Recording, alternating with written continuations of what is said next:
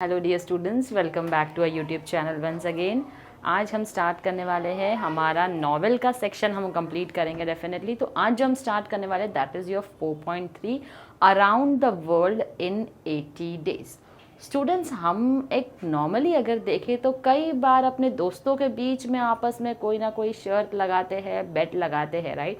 और बदले में कुछ ना कुछ उसके मांगते भी है, या तो कहीं पर पार्टी मांग ली या तो कोई पैसों की शर्त लग गई, राइट। और हम उस शर्त को पूरी करने में अपनी जी जान लगा देते हैं कि किसी भी तरीके से बाय हुक और क्रुक हमारी शर्त जो है वो पूरी हो जानी चाहिए। ये बेट, क्योंकि बात सिर्फ शर्त पूरी होने के लिए नहीं है, बात सिर्फ रिवॉर्ड लेने के लिए।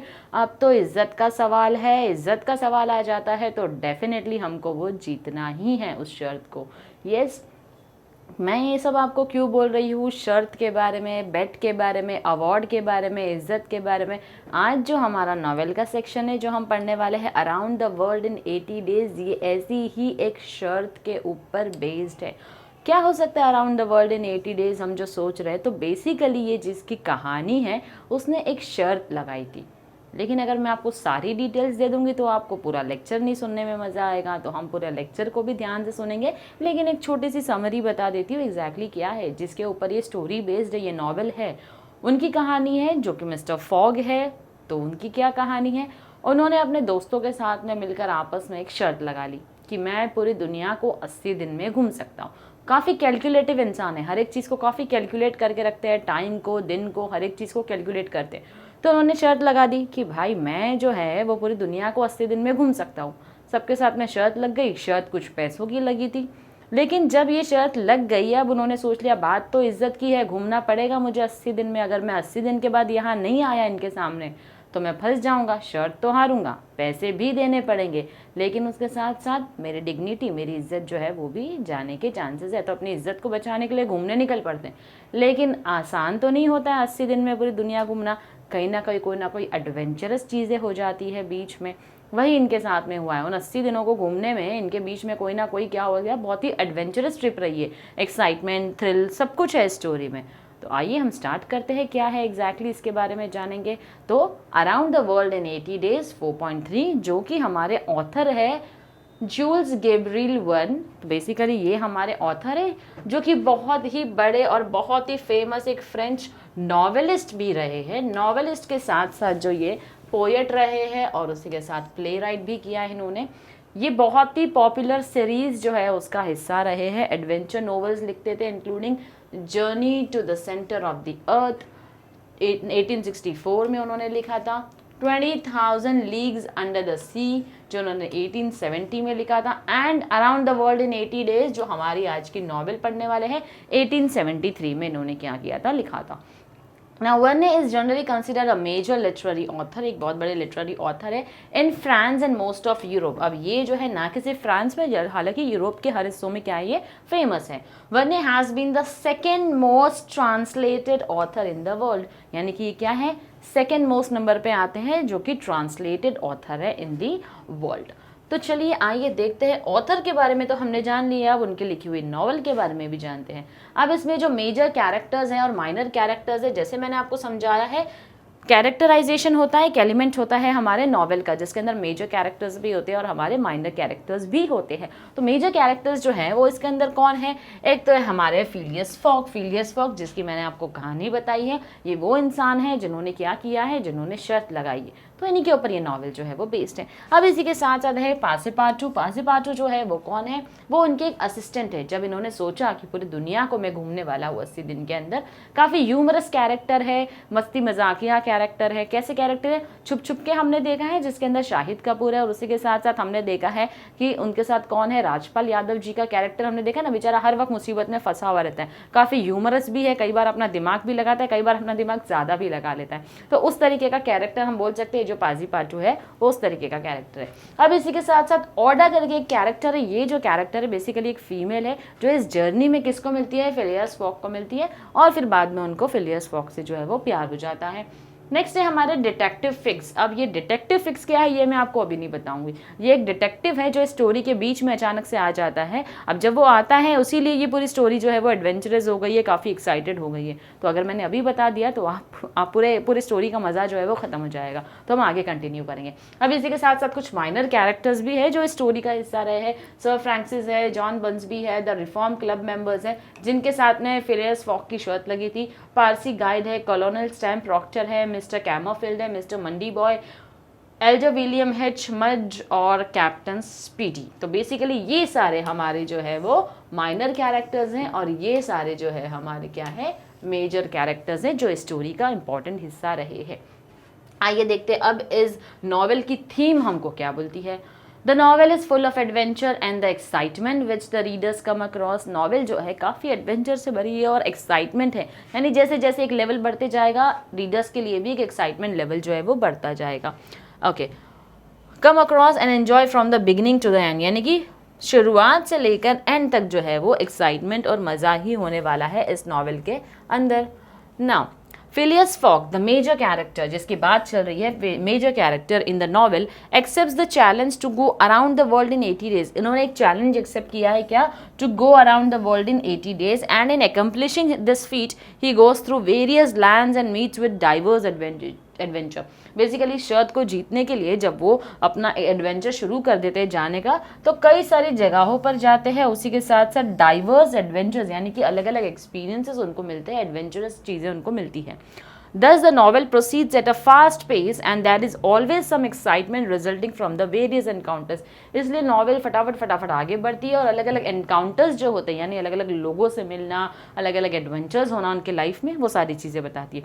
Beauty of the novel is that the writer takes the readers through a journey of many hair raising incidents and exciting adventurous thrilling at beautiful places around the world. यानी कि सबसे ज़्यादा ब्यूटी क्या है इस नॉवेल की, किस चीज़ में छुपी है, रीडर्स जो है जो इस नॉवेल को पढ़ने वाले हैं यानी हम जो पढ़ने वाले हैं वो हमको कौन सी जर्नी से लेकर जाने वाली है, हेयर रेजिंग इंसिडेंट्स जहाँ पर हमारे लिए शॉक हो जाएगा ये सारी चीज़ें सुनना, एक्साइटिंग होगा, हम लोग एक्साइटेड रहेंगे आगे स्टोरी पढ़ने के लिए, कितनी एडवेंचरस और थ्रिलिंग रही है, उसी के साथ साथ beautiful places around the world, दुनिया में कितनी खूबसूरत जगह है उसके थ्रू भी हमको क्या करेगी, लेकर जाने वाली है।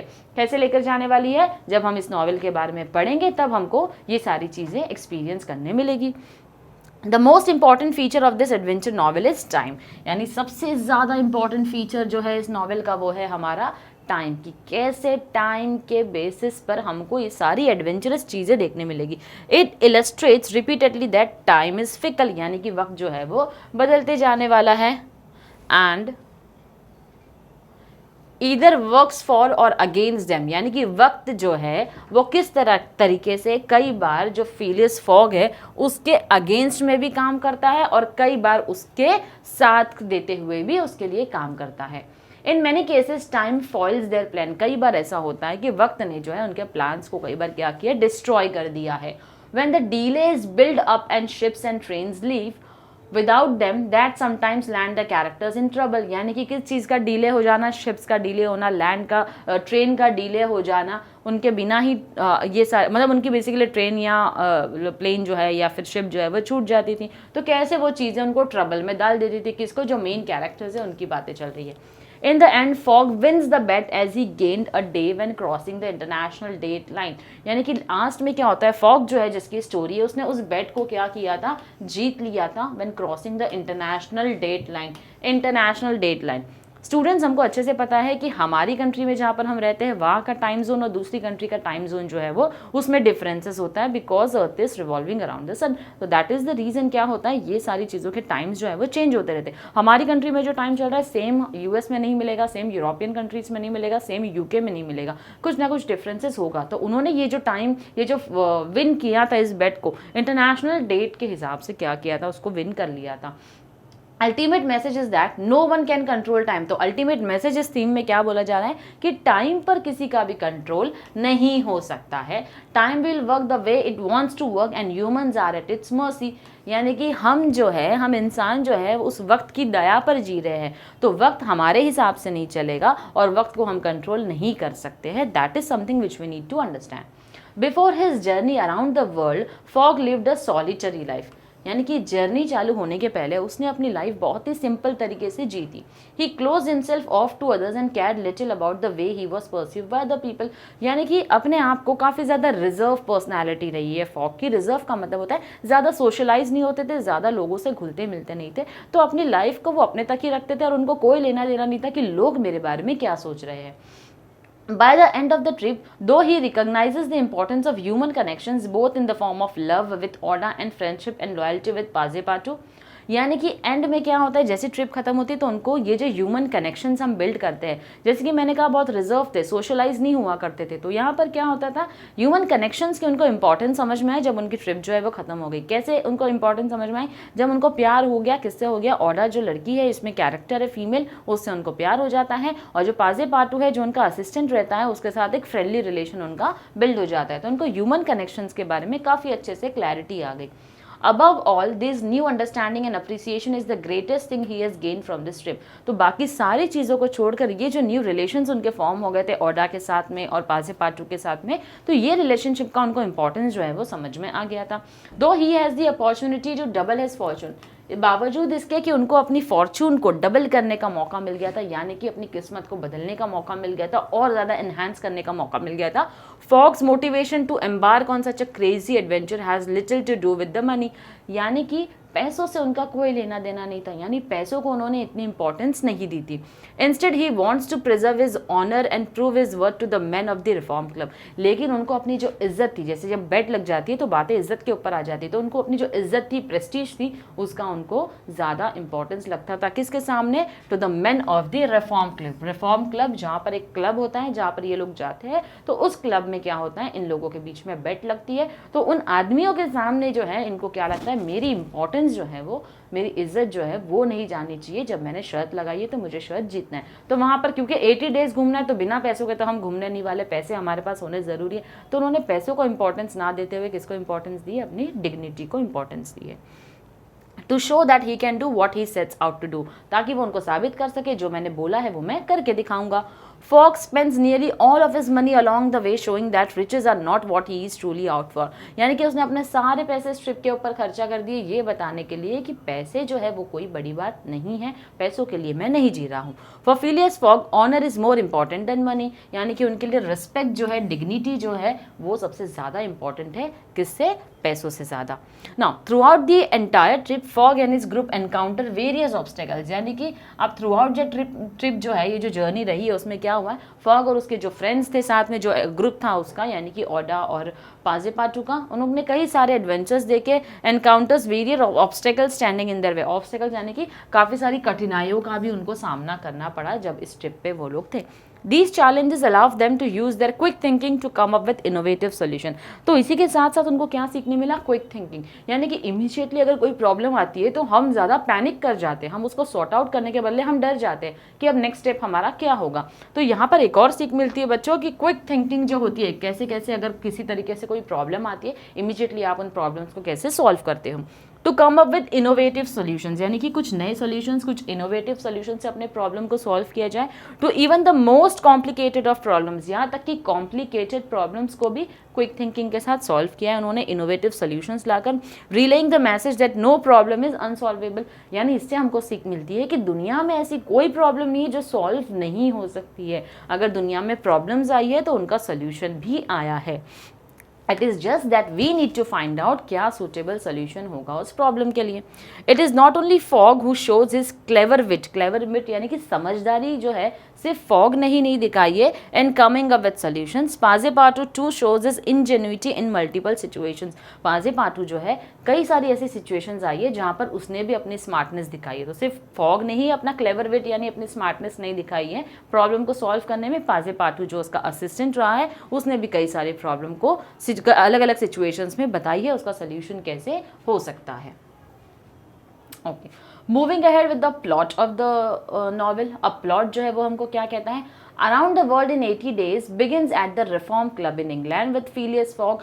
Thomas Flanagan, Samuel Fallentin and John Sullivan sitting by a fireplace reading newspaper. यानी around the world in 80 days जो शुरू होता है एट द रिफॉर्म क्लब में चालू होता है। अब रिफॉर्म क्लब इन इंग्लैंड में किससे चालू होता है? एक तो फिलियस फॉग है, उसी के साथ साथ कुछ लोगों के नाम दिए हैं, Thomas Flanagan, Samuel Fallentin and John Sullivan, जो कि एक फायर प्लेस के पास बैठकर क्या कर रहे थे? न्यूज़पेपर पढ़ रहे थे। We are introduce to Fogg, a very precise man who regularly goes to the Reform Club every evening. यानी कि यहाँ पर इंट्रोडक्शन शुरू होता है फॉग का, जो कि एक प्रिसाइज मैन है। प्रिसाइज यानी कि काफ़ी ज़्यादा स्पेसिफिक है, हर चीज़ को लेकर बहुत ही एक्यूरेट है। तो उनसे ये स्टोरी जो है वो शुरू हुई है, जो हर इवनिंग में इस रिफॉर्म क्लब में जाया करते हैं। At the Reform Club Fogg, Flanagan, Fallentin and Sullivan are talking about a recent bank robbery. तो यहाँ पर बैठकर, जैसे अगर हम बैठे रहते हैं अपने दोस्तों के साथ में, तो आपस में कोई ना कोई बातों पर चर्चा होती है। तो इनकी भी चर्चा हो रही थी, जो रिसेंटली एक बैंक की रॉबरी हुई है, एक बैंक में चोरी हुई है वहाँ पर, तो उससे रिलेटेड क्या कर रहे थे ये लोग बात कर रहे थे। चोरी नहीं, बेसिकली यहाँ पर डकैती हुई है। रॉबिंग इज डकैती करना। तो वहाँ पर कुछ डकैतों ने डकैती की, तो उसके ऊपर इन लोगों का एक डिस्कशन चालू था। This conversation leads to a वैगर।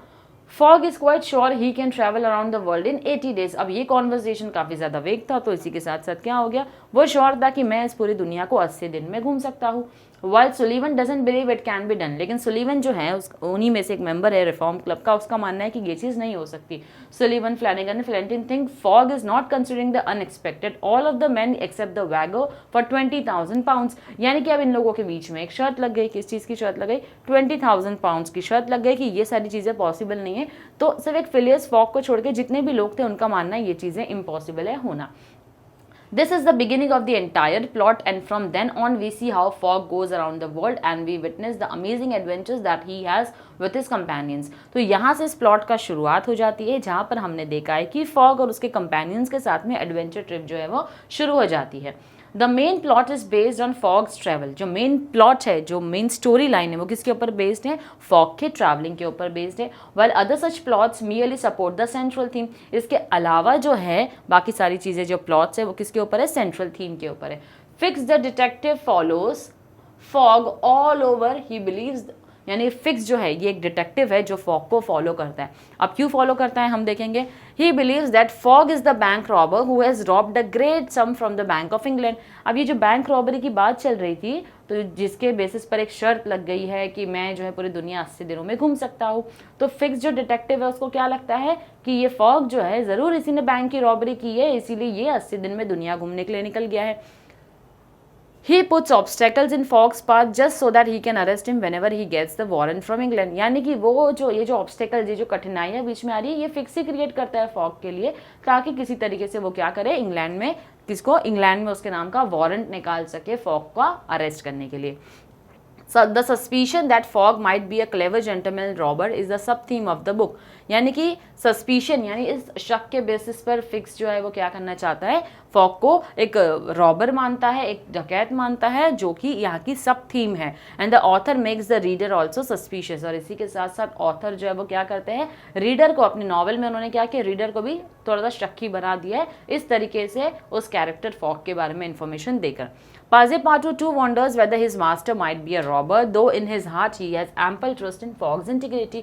Passepartout जो कि उसका असिस्टेंट है, कई बार वो भी वंडर करता है, सोचता है कि क्या वाकई में मेरा मास्टर जो है जिसके साथ में मैं जा रहा हूँ, क्या वाकई में ये बैंक रॉबरी कर सकता है। लेकिन कहीं ना कहीं उसको पता है मेरे दिल में मेरे मास्टर के लिए क्या है, बहुत ज़्यादा भरोसा है उसकी इंटीग्रिटी पे। इंटीग्रिटी यानी कि उसकी ऑनेस्टी पे, उसकी ईमानदारी को लेकर जो है पासेपार्टू को भरोसा रहता है। The plot moves ahead with Fogg striving through various obstacles to reach London in time। यानी प्लॉट जो है अब आगे बढ़ता है, ये बोलता है फॉग की जर्नी जो कि अलग अलग प्रॉब्लम्स फेस करता है ताकि वो लंदन पर टाइम से पहुंच सके। He goes through Brindisi, Suez, Bombay, Calcutta, Hong Kong, Yokohama, San Francisco, New York and finally Liverpool. यानी ये सारी जगहों पर क्या करता है, फॉग विजिट करता है।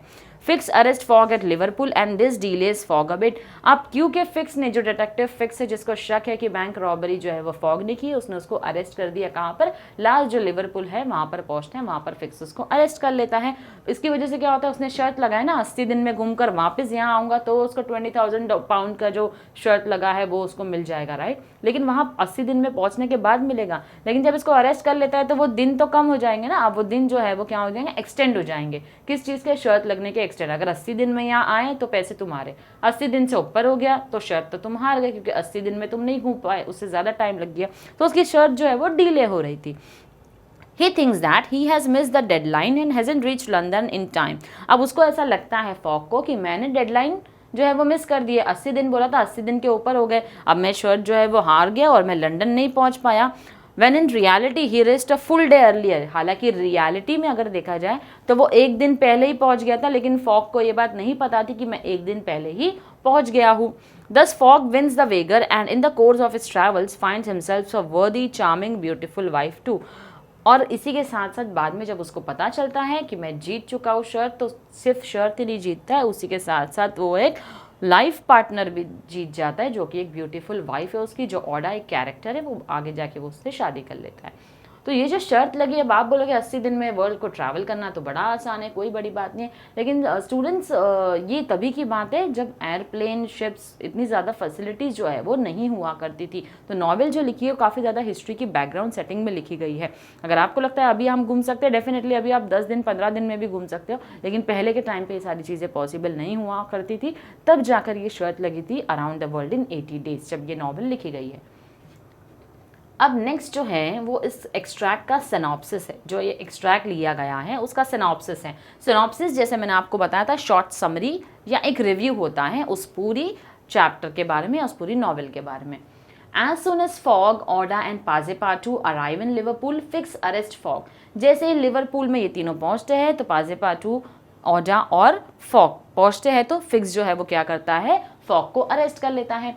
Phileas is thrown in jail, यानी कि जो फॉग है उसको जेल में डाल दिया जाता है। सेवरल आवर्स लेटर दो fix learns that another man was responsible for the bank robbery and he releases fog who orders a special train. अब क्या होता है, यहाँ पर ट्रेन की फैसिलिटीज अवेलेबल होती है पहुंचने के लिए, लेकिन फॉग जो है उसने स्पेशल ट्रेन बुक किया था ताकि वो लंदन टाइम पर पहुंच पाए, लेकिन क्योंकि वो अरेस्ट हो गया था, अरेस्ट होने के बाद में रियलाइज़ करता है डिटेक्टिव फिक्स कि मैंने जिसको पकड़ रखा है वो तो गलत इंसान है, बैंक रॉबरी तो किसी और ने की और मैंने किसी गलत इंसान को ही क्या कर लिया है, अरेस्ट कर लिया है। However, he arrives in London late, making everyone disappointed.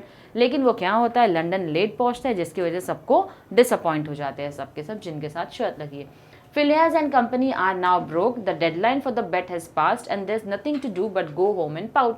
यानी कि फिलियाज और उसकी कंपनी, यानी जो उसकी फ्रेंड, उसको दो असिस्टेंट उसको मिले, एक तो उसका असिस्टेंट मिला है, दूसरा उसको एक कंपेनियन मिला है। तो बेसिकली क्या होता है, ये सब मिलकर लंदन पहुंचते हैं, लेकिन कहीं ना कहीं उनको लगता है कि हम लोग शर्ट जो है वो हार चुके हैं। Phileas locks himself in his room and for the first time allows himself to be seriously depressed. अब क्योंकि उसको लगता है मैंने शर्त हार गया हूँ, पैसे भी चले गए, क्योंकि मैंने सारे पैसे लगा दिए थे अपने घूमने में, अब मेरे पास कुछ भी नहीं है, I am completely financially broke, तो वो अपने आप को एक रूम में लॉक कर देता है और काफ़ी ज़्यादा डिप्रेस होकर बैठ जाता है, सोचने लगता है। Aouda and Passepartout are so worried that they too can't eat or sleep. अब इसी के साथ साथ उसके जो कंपेनियन है वो भी ज़्यादा टेंशन में आ जाते हैं, सोचते हैं कि अब हम वो भी कुछ ना खा रहे हैं ना सो रहे हैं, क्योंकि उनको टेंशन आ गया, इसने अपने आप को एक रूम में लॉक कर दिया है फिलियस फॉग ने। Following evening, Fogg apologizes to Oda for being unable to provide for her comfort as a result of losing the bet. अब फॉग जो है वो माफ़ी मांगता है ओडा से किस चीज़ के लिए, कि उसने अपने बेट में सारे पैसे हार दिया है और अब वो उसके साथ में आगे लाइफ में ऐसी कोई कंफर्ट उसको अवेलेबल करके नहीं दे सकता है।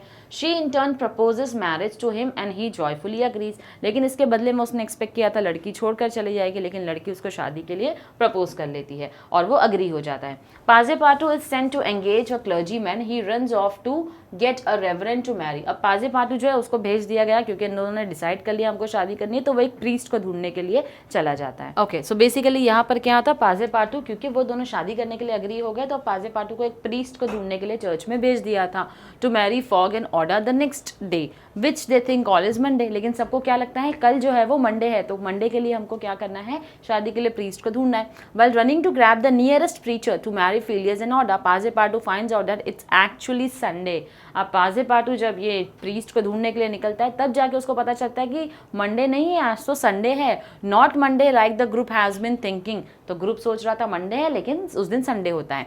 जैसे मैंने आपको बोला, ये जो टाइम का कंफ्यूजन है, टाइम सबसे बड़ा फैक्टर है ना इसमें, टाइम का कंफ्यूजन है, क्योंकि आप पूरी दुनिया जब घूम रहे हो तो आपको वक्त का अंदाजा नहीं होता है, तकाजा नहीं होता है कि टाइम क्या हो रहा है दूसरी कंट्री में और कौन सा डे है, कौन सी डेट है, क्योंकि आगे पीछे सब कुछ चलता है, टाइम जोन जो है वो डिफरेंट होता है। By traveling eastward around the world, Phileas Fogg, master calculator and obsessive organizer, has forgotten that time he has gained by journeying through all those time zones. यानी कि फिलियस फॉक जो बहुत बड़ा मास्टर कैलकुलेटर है अपने आप में, क्योंकि बहुत ही कैलकुलेटिव इंसान है, हर एक चीज़ को कैलकुलेट करके चलता है, वो खुद ही भूल जाता है कि अलग अलग कंट्री में टाइम जोन जो है वो अलग होता है. He learns that their journey through the time zones had gained them a day and that they are not at all late. अब उसको सबक मिल जाता है किस चीज़ का, कि हम लोग लेट नहीं हुए हैं, हम लोग तो उल्टा एक दिन पहले ही पहुंच चुके हैं. पाजेपाटू races home, grabs Phileas by the collar, shoves him into a cab and deposits him at the club. अब पाजेपाटू भागता हुआ जाता है, किसके पास में जाता है, फिलियस फॉक के पास जाता है बिना कुछ बोले उसका कॉलर ग्रैब करता है, उसको घसीट के टैक्सी में ले जाता है और सीधा रिफॉर्म क्लब में लेकर जाता है. Phileas presents himself within minutes to spare and effectively wins the bet. अब फिलियस जो है कुछ मिनट पहले ही रिफॉर्म क्लब में पहुंच जाता है और बोल देता है भाई मैं शर्ट जीत चुका हूँ. He is rich once more, but more important, as he says to himself, he has won the heart of a charming woman. अब क्योंकि उसके लिए पैसे तो ज़रूरी इतने नहीं थे, लेकिन बावजूद इसके गुजारा करने शर्त लगी थी, जीत तो गया था तो पैसे तो चाहिए. क्यों चाहिए, शर्त जीत जाता है, उससे ज़्यादा उसको खुशी किस चीज़ की है, कि मैं एक बहुत ही ब्यूटीफुल और चार्मिंग वुमेन का हस्बैंड होने वाला हूँ, यानी कि एक बहुत ही ब्यूटीफुल सी बीवी, चार्मिंग सी लड़की जो है, सुंदर सी लड़की जो है वो मेरी वाइफ होने वाली है. तो इस बात का बड़ा शुक्रगुजार होता है और खुशियाँ भी मनाता है. ओके, सो स्टूडेंट्स, हमने आज जो कंप्लीट किया है अपना थीम, प्लॉट और सिनॉप्सिस जो है वो कंप्लीट कर दिया. अब एक्चुअल चैप्टर जिसके अंदर ये एडवेंचर, थ्रिल और एक्साइटमेंट है, वो हम अपने नेक्स्ट लेक्चर में कंटिन्यू करेंगे. So till then do like, share and comment and stay tuned to our lectures. Thank you very much.